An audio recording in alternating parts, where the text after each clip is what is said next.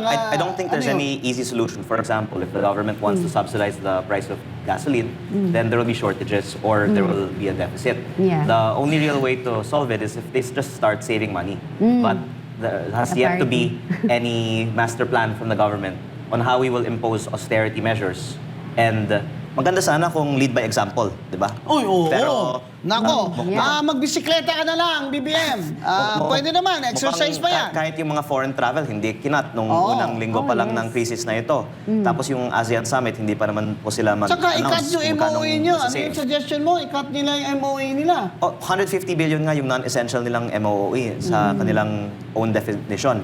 Pero meron din 11.6 billion confidential funds Yun. na nasa kanilang mga ahensya pa. Oo. Largest of which is nasa OP. Meron din 2.46 billion sa Presidential Communications Office under Yusek Claire Castro. Kano? 2.46 billion pesos. Nako, Yusek ha? Daming palang datong dyan ha? Actually, ang dami din pang ibang mga funds na hindi nasa GAA, kung hindi nasa mga GOCCs under the Office of the President. Ang sinasabi daw, ang PCSO, ang isang pinanggagalingan din ng pondo para sa mga social media operations ng administrasyon, kung pwedeng likumin na lang lahat ng mga kita ng mga GOCCs na to, kaysa ibigay sa mga social media trolls, pwede sanang gamitin pang ayuda sa mga tricycle driver. Social media trolls, 50 million, hinahanap pa ni Secretary Dave Gomez hanggang ngayon. Ba't di mo mahanap? Isang taong ka na naghahanap dyan. Ano ba talaga, Dave? Hindi. Sa totoo lang, ayaw mo naman mahanap eh. Kasi mga bata-bata mo rin yung mga kumuha dyan. Palagay mo. Balikan natin, Mama Bing, yung sinabi ni Kong Lian na yung Asian Summit, we don't need it now. We don't need it now. We gusto need to naman prioritize the magpapapel welfare of the people. ni BBM, di ba? Pero talagang pwede naman yan kansilahin because of the crisis. Ang ayaw talaga dito kay BBM, walang political will eh. Puro ka exercise, wala kang political will. Ha? Tatay mo nag-martial law, sumobra ang political will. Ikaw naman, napakakunat mo sa political will.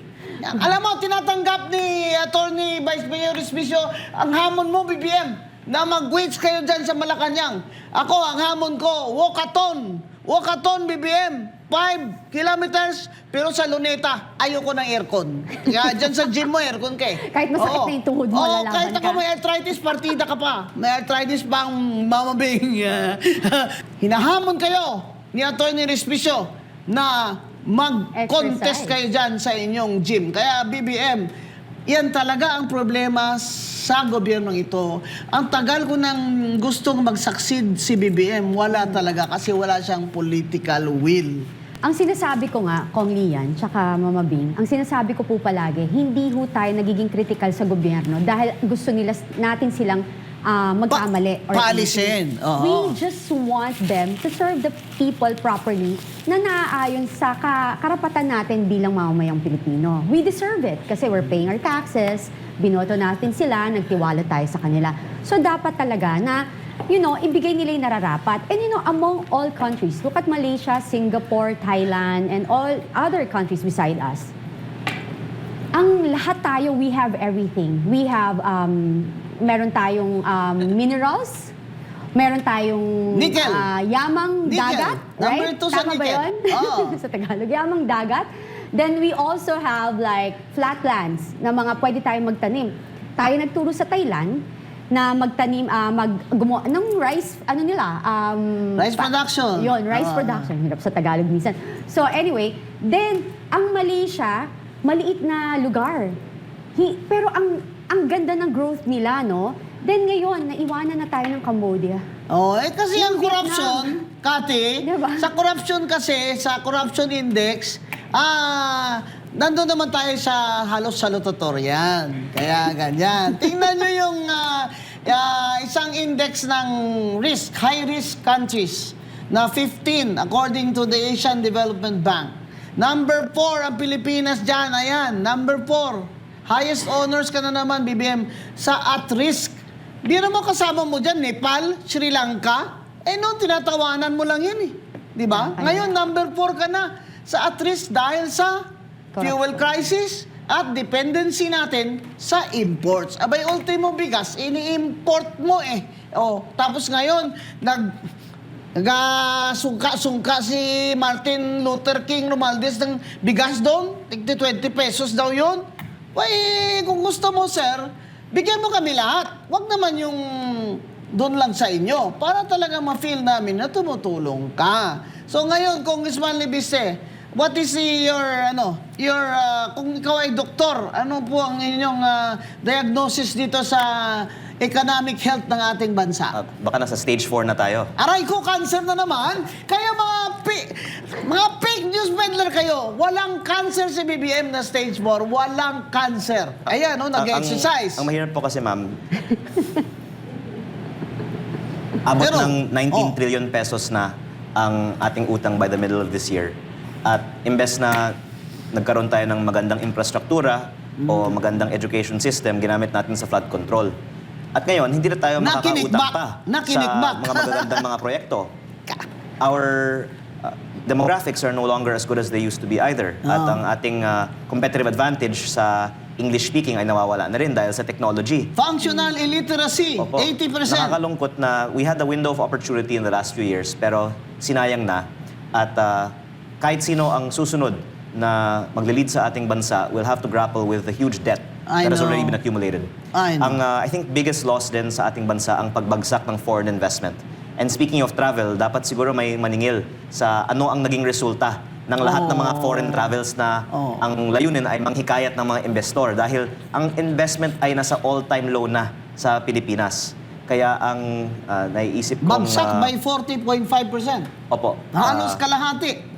Pinakamalaking problema na kakaharap natin is wala lang nag-invest sa atin. There will be mass unemployment in the next few months combined with high inflation and the Philippines is back to being the sick man of Asia. Oh my Lord! Tapos, may mga kapital naman ng mga Pilipino, karamihan Filipino-Chinese, ay ayaw na po magnegosyo dito o magtayo ng pabrika. Ang alam ko, may isa akong kilala dyan sa Bulacan. Yung pabrika niya, nandun sa China Ang iba, nasa Vietnam. Kaya doon po sila nagpabibigay ng trabaho, hindi dito. Yan ang problema sa korupsyon mga kababayan.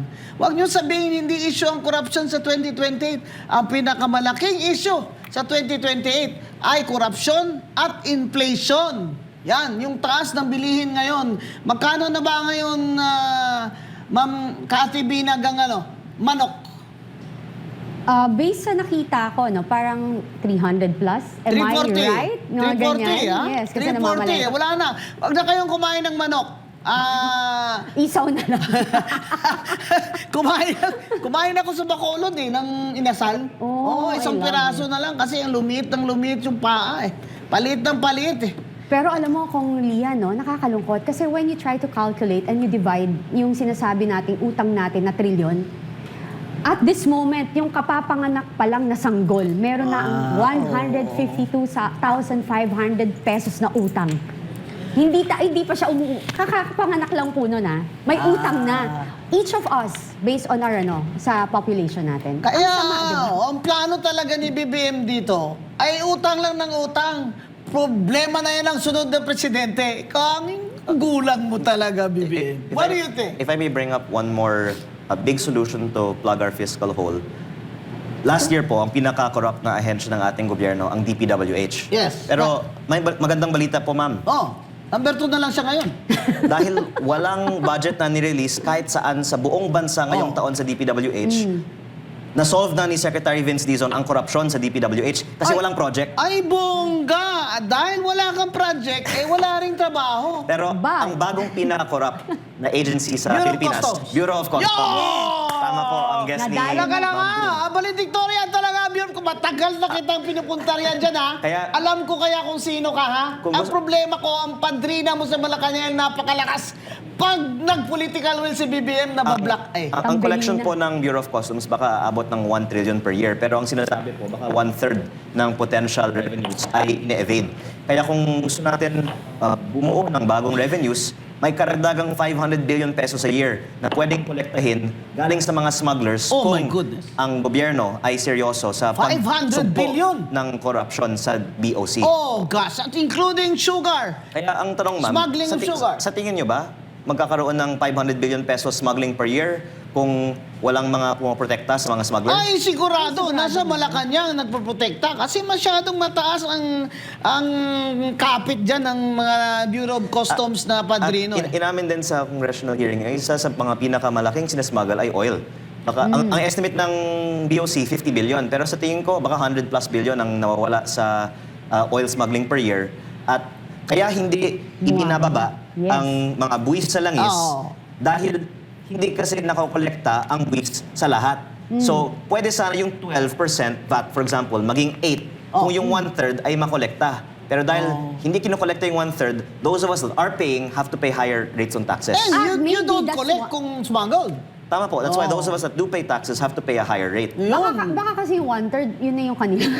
Yung mga kababayan, ang alam kong smuggling ng fuel dyan, nasa border natin with Malaysia. Yes. Ang alam ko. Ayun, kung talagang itong Coast Guard na ito at si Tariela ay masyadong Manghuli gustong sa dagat? pumapel, ay doon na sir sa ating mga border sa Malaysia. Matagal na yan. Alam ko yan, dyan sa Nabutas, ang dami kayang mga fishing operators dyan na bumibili noon ng smuggled fuel. Alam ko po yan kasi ang Cadiz, yung bayan ko, fishing center ng Negros Occidental. So, Totoo marami yan. tayong alam dyan. Totoo yan, Mama Bing. Oh, so 500 billion ang hindi nakukolekta. And Congressman Lebise, there is a United States State Department comment or report on corruption in the Bureau of Customs after they sent to BBM the report on the corruption in the DPWH. There's really a State Department report. Okay, tamo, nobody is contesting me. Nobody is refuting me. So far, I've been saying there is a State Department report on the corruption, massive corruption in the Bureau of Customs. Ato, mga kaibigan hindi ko alam kung fake news ito o hindi Pero sa dami ng narinig ko, yung padrino ng Bureau of Customs daw, allegedly, ay yung kapatid ni First Lady na si Martin Araneta. Yun that's why people are believing it because 3 taon na, hindi pa rin tinutukay ni BBM ang Bureau of Customs to account for loss in tax revenues. Tsaka kombing siya, Kong Lian, no? Ang Germany, nag-call sila ng emergency na i-reduce nila yung energy tax for fuel. Bakit sila? Kaya lang gawin ba tayo? Ayaw. Yan na nga ang sinasabi mo. Kasi if there's may korupsyon sa loob ng BOC and apparently, sila rin ang nag-aangkat ng illegal, talagang hindi bababa kasi pinagkakakitaan din. So mga kababayan, dito na natin nakikita ang nagiging problema natin. Mayaman ang Pilipinas. Ang dami nating pondo. Ang problema, ang liderato natin. Hindi ho sila tapat sa pagsisilbi sa atin. Bagkus tapat sila kung ano lang yung makukuha nila at mailalagay nila sa bulsa nila. Wala hong malasakit sa bulsa ng masa.